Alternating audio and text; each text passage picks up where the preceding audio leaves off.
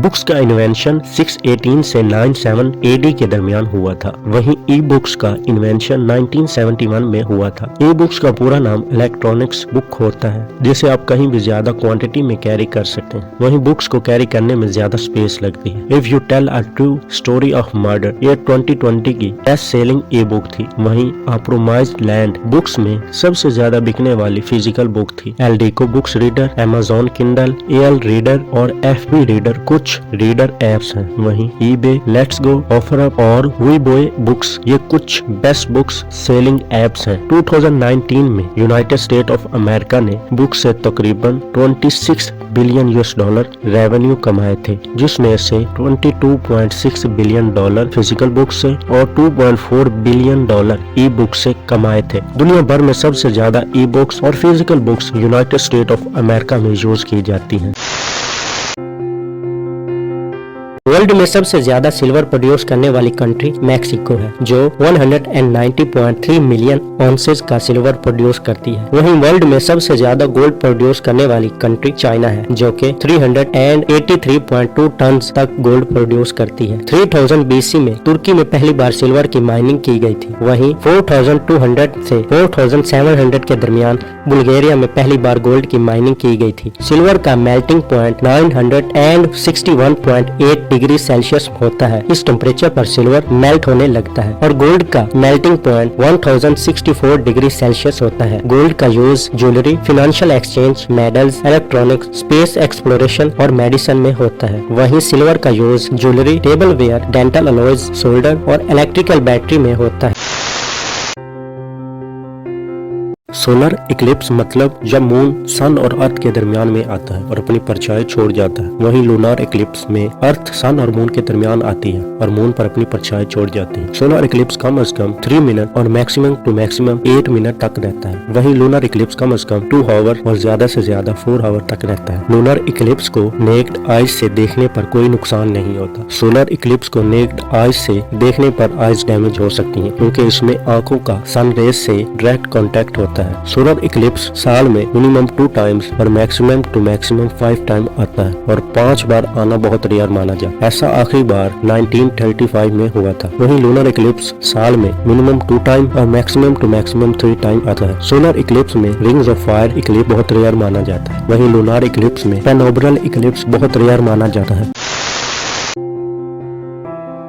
2D movies को 2D इसलिए कहते हैं क्योंकि ये 2 एक्सिस का यूज करके बनाई जाती हैं, जो कि X और Y एक्सिस है। वहीं 3D मूवी को 3 एक्सिस का यूज करके बनाया जाता है, जो कि X, Y और Z एक्सिस है, इसलिए इनको 3D कहा जाता है। टॉय स्टोरी 3 दुनिया की सबसे पहली 3D एनिमेटेड फिल्म थी, जिसे 1995 में बनाया गया था। वहीं फंटास्टमगोरी दुनिया की पहली 2D एनिमेटेड फिल्म थी, जिसे 1908 में बनाया गया। अगर 3D मूवीज से कंपेयर किया जाए, 2D मूवी को बनाने का खर्चा बहुत कम होता है। 2D मूवी में फ्रेम की मदद से बेहतर सीक्वेंस बनाया जाता है। वहीं 3D मूवी में बेहतर डेप्थ होता है, जिससे वो काफी रियलिस्टिक लगती है। 2D मूवी में ज्यादा इफोर्ट नहीं होती, जिसकी वजह से शॉर्ट टाइम में बनकर रेडी हो जाती है। वहीं 3D मूवी में रियलिस्टिक इफोर्ट डालने में काफी टाइम लगता है, जिसकी वजह से 3D मूवी बनाने में वक्त लगता है।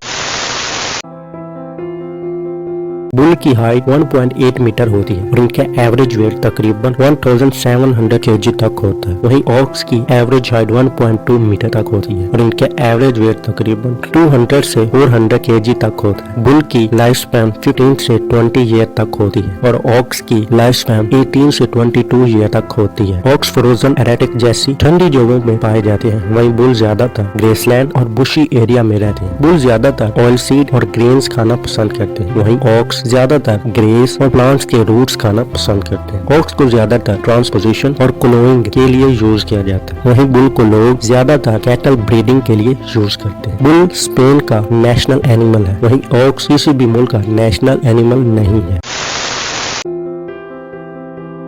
वर्ल्ड की सबसे पहली सबमरीन कॉर्नेलिस ड्रैबल ने 17th सेंचुरी में बनाई थी। वहीं एशियन इजिप्शियन ने वर्ल्ड की सबसे पहली शिप 4th सेंचुरी BCE की स्टार्टिंग में ही बना दी थी और ये शीट बिल्डिंग और कारपेंटिंग में भी काफी एक्सपर्ट माने जाते थे। मोस्ट एक्सपेंसिव शिप की बात करें तो Royal Caribbean Allure of the seas दुनिया की सबसे महंगी शिप मानी जाती है, जिसकी कीमत 1.4 बिलियन US डॉलर है। वहीं the Seawolf class submarine सबसे महंगी सबमरीन सबमरीन मानी जाती है, जिसकी टोटल कॉस्ट $3 बिलियन है। आजकल शिप काफी हाई टेक हो गई हैं और इनका यूज नेवी में भी किया जाए। इंडियन नेवी के पास 150 शिप्स हैं और 15 सबमरीन है। यूएस नेवी की वर्जीनिया क्लास सबमरीन दुनिया की सबसे हाई टेक सबमरीन मानी जाती है। वहीं यूएस नेवी की द USS जुमवॉल्ट दुनिया की सबसे एडवांस और हाई टेक शिप मानी जाती है। एक पीकॉक की एवरेज लेंथ 4 से 5 फीट होती है और उनका एवरेज वेट 4 से 6 kg होता है। एक मेल ऑस्ट्रिच की हाइट 9 फीट होती है और इनका एवरेज वेट 150 kg तक होता है। एक नॉर्मल ऑस्ट्रिच की लाइफ स्पैन नॉर्मल 50 ईयर होती है और एक नॉर्मल पीकॉक की लाइफ स्पैन 10 से 25 ईयर तक होती है। पीकॉक ज्यादातर लो लैंड फॉरेस्ट में रहना पसंद करते हैं, वहीं ऑस्ट्रिच डिजर्ट वाले इलाकों में रहना पसंद करते हैं। ऑस्ट्रिच भी अब आहिस्ता आहिस्ता नापैद हो रहे हैं और पूरी दुनिया में सिर्फ 1.5 लाख ऑस्ट्रिच ही रह गए हैं। पीकॉक भी काफी तेजी से कम हो रहे हैं और तकरीबन 1 लाख पीकॉक ही रह गए हैं। रेड नेक नस्ल के ऑस्ट्रिच काफी रेयर माने जाते हैं। ये ज्यादातर नॉर्थ अफ्रीका में पाए जाते हैं। वहीं पीकॉक में बोर्नियन पीकॉक काफी रेयर माने जाते हैं, जो सिर्फ इंडोनेशिया में पाए जाते हैं। जुपिटर जमीन से तकरीबन 637.17 मिलियन किलोमीटर फासले पर है। मार्स जमीन से तकरीबन 370.83 मिलियन किलोमीटर के फासले पर है। जुपिटर के 79 चांद हैं जो इसके गिर्द घूमते हैं और मार्स के सिर्फ 2 चांद हैं। जुपिटर को सूरज का एक चक्कर मुकम्मल करने में तकरीबन 11.8 साल लगे हैं और मार्स को 1.8 साल लगे हैं। अपने सोलर सिस्टम में मार्स सूरज से 4th नंबर पर स्टैंड कर रहा है, वहीं जुपिटर 5th नंबर पर स्टैंड करता है। जुपिटर का टोटल मास 317.8 जमीन के मास के बराबर माना जाता है और मार्स का टोटल मास 0.107 जमीन के मास जितना माना जाता है। अल्बर्ट आइंस्टाइन एक German born theoretical physicist, philosopher और ग्रेट मैथमेटिशियन थे। आइजैक न्यूटन एक इंग्लिश मैथमेटिशियन, फिजिस्ट, एस्ट्रोनॉमर और ऑथर थे। अगर इन्वेंशन की बात करें तो सर अल्बर्ट आइंस्टाइन ने थ्योरी ऑफ रिलेटिविटी को डेवलप किया था, जो आज मॉडर्न फिजिक्स के लिए बहुत खास है। आइंस्टाइन अपनी मास एनर्जी इक्विवेलेंस के फार्मूले की वजह से जाने जाते हैं, जिसे वर्ल्ड मोस्ट फेमस इक्वेशन का खिताब दिया गया। आइंस्टाइन ने law of photo electric effect को डिस्कवर किया था। थ्योरी ऑफ रिलेटिविटी की डिस्कवरी की वजह से आज हम स्पेस, टाइम, यूनिवर्स और ग्रेविटी को बेहतर समझ सके। वहीं सर आइजैक न्यूटन ने हमें यूनिवर्स को समझने का एक नया नजरिया दिया। सर न्यूटन ने law of gravity and motion को डिस्कवर किया और साथ ही कैलकुलस को इन्वेंट भी किया था। यूनिवर्सिटी ऑफ लंदन में वोटिंग की गई कि आइंस्टाइन और न्यूटन में ज्यादा जरूरी कौन है। इस वोटिंग में सर आइजैक न्यूटन को 60.9% की वोटिंग मिली और आइंस्टाइन को सिर्फ 39% की वोटिंग मिली। आइजैक न्यूटन का IQ लेवल 190 था, वहीं अल्बर्ट आइंस्टाइन का IQ लेवल 160 था।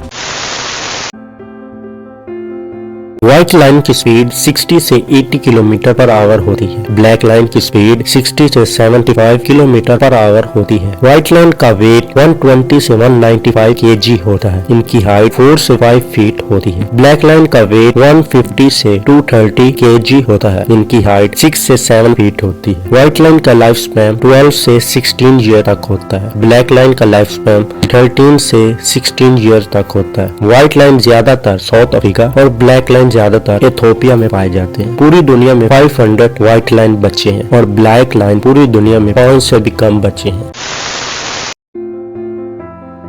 एल्गी प्रोटेस्टा किंगडम से बिलोंग करते हैं, वहीं फंगी किंगडम ऑफ फंगस से बिलोंग करते हैं। एल्गी ज्यादातर एक्वेटिक होते हैं, मतलब ये ज्यादातर पानी में उगते हैं। वहीं फंगी मोस्टली टेरेस्ट्रियल होते हैं, यानी ये ज्यादातर जरखेज जगहों पर उगते हैं। एल्गी ज्यादातर फ्रेश वाटर और मरोई वाटर में उगते हैं। वहीं फंगी डेड बॉडीज और डेड मैटर्स पर उगते हैं। एल्गी ऑटोट्रोफ्स होते हैं, यानी ये वाटर और कार्बन डाइऑक्साइड की मदद से अपना खाना खुद बना लेते हैं। वहीं फंगी हेटेरोट्रोफ्स होते हैं, यानी न्यूट्रिशन के लिए दूसरे प्लांट्स या एनिमल को खाते हैं। एल्गी में अंधेरे में रहने की काबिलियत नहीं होती, वहीं फंगी अंधेरे में भी आराम से रह सकते हैं। एल्गी अपना खाना स्टार्च के फॉर्म में स्टोर करते हैं, वहीं फंगी अपना खाना ग्लाइकोजन के फॉर्म में स्टोर करते हैं।